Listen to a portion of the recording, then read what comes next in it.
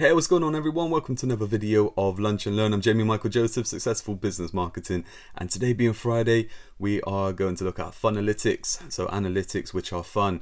I know some people don't think that data is fun, but for me, marketing, data, you know, they go hand in hand together. It's where you can tell what's working, what isn't, and your data doesn't lie. Okay, so it makes sense to understand it so that we can adapt, we can tweak it, we can make changes, and we can get it really working in our favor. So last week we looked at Google Analytics and we looked at bounce rate, and we're going to look at Google Analytics again. Okay, because this gives so much information on your website, where people are going, what they're doing, and how you can basically give a better experience, and more importantly, get better conversion rates and move people on to those next steps.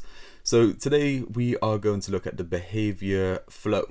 So when you go into your analytics, kind of scroll down on the left hand side, or in mobile, it's just going to be on your options, and it's just going to give you different data that you can look at. Really, one of those is behavior, and there's a flow chart.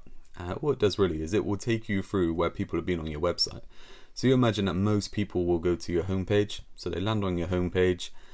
They may go, I spoke about the bounce rate, you know, they may just go back, it may not be for them, but they may go and check out your About Us page, they may go to your services page, they may go to a blog page, contact us, wherever they're going. But with this data, I mean, if you've just set it up, there's not going to be enough data to look at this. But after a month or so, and you get people to your site, then there's going to be, you know, something going on. You know, you're going to see what's working, what isn't, what's happening. But you imagine if you say you had a website and, you know, people go onto your homepage, they then go through to your services page, and then nothing happens. Okay, and they drop off. That's it. Well, you know that something's not quite right on your services page, right? Either you haven't worded it correctly to how they kind of what they're looking for, or you haven't put a call to action. So you haven't told anyone to go to the next steps or anything like that. And the flip side as well, just imagine that people are going through the services page and they go to your contact page, but no one's actually contacting you. You have no forms coming through. Well, is that form working? Is it broken? You know, so you have that data then to be able to check it out. You get to have a look at it. It can become quite addictive. You know, I mean, for me, I work with different clients, and that data is what I love. I'd probably say that I get to myself to a certain standard where I can understand most of it, but there's even things that go on in there which are way above my head.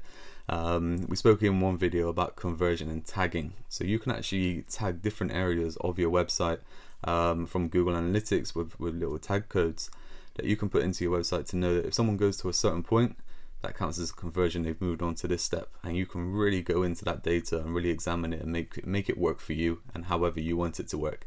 But just as an overview, just as an amateur, just setting it up and not really knowing what it does, go and check out the behavior flow, because you know it gives you such an insight into what's happening on your website and where people are going, and it's going to give you an idea then on what you can do moving forward to make either people stick on your website or actually come through and you know, and convert it into, you know, a customer.